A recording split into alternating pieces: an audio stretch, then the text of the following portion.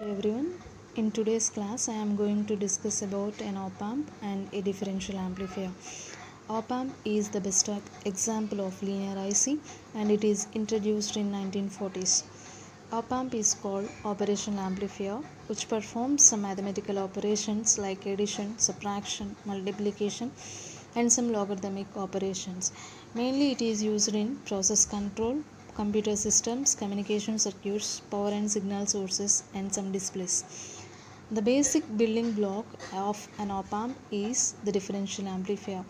So in this chapter we are going to discuss about the differential amplifier and types of differential amplifiers and analysis of differential amplifier. First, what is a differential amplifier?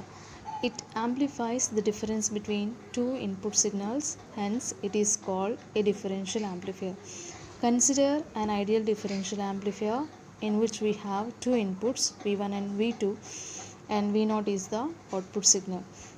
In this case, the output is proportional to the difference of two input signals, so V0 is proportional to V1 minus V2. In the differential amplifier, mainly we go through two types of gains. One is differential gain, another one is common mode gain. First one, differential gain.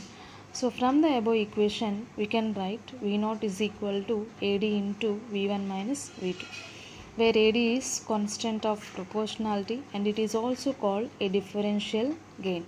The gain at which the differential amplifier amplifies the difference between two input signals, and it can also be written as V0 is equal to AD into VD, where VD is the difference of two voltages V1 minus V2 and it is also called difference voltage.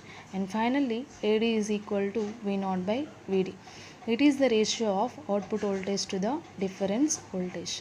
And second type of gain is common mode gain. So this type of gain is obtained whenever we are applying two same input signals. That is, if V1 is equal to V2, ideally the output of differential amplifier is 0. But in practical, the output voltage is also depends on the average of two input signals. So that is V0 is proportional to V1 plus V2 by 2 and that implies V0 is equal to AC into VC, where AC is constant of proportionality and it is also called as common mode gain.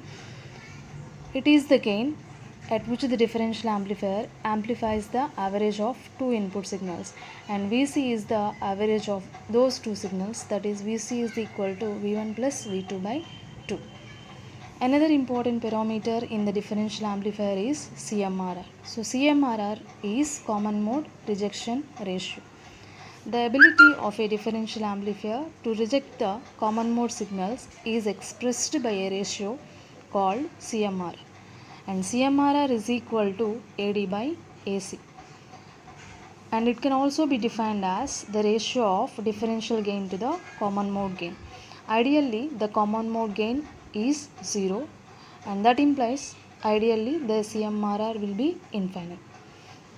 Next, construction of a transistorized differential amplifier.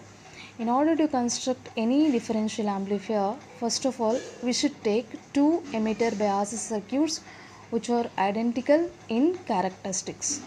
That is, we are taking two emitter bias circuits. This one is the first emitter bias circuits and this one is the second emitter bias circuit.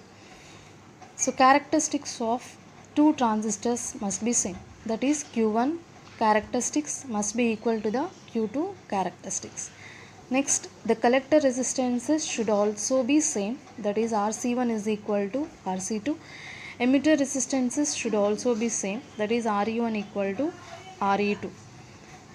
Next, the magnitudes of VCC and minus VEE are also same. So to construct the differential amplifier, we should take all these parameters. And to obtain the differential amplifier by using two emitter bias circuits, we are connecting the emitters of two transistors or two emitter bias circuits like shown in figure 2. So in this figure, the emitter E1 of Q1 is connected to the emitter E2 of Q2. In this case, we have the parallel combination of two resistances Re1 and Re2 and the parallel combination of Re2. So this structure is known as a differential amplifier, that is dual input balanced output differential amplifier.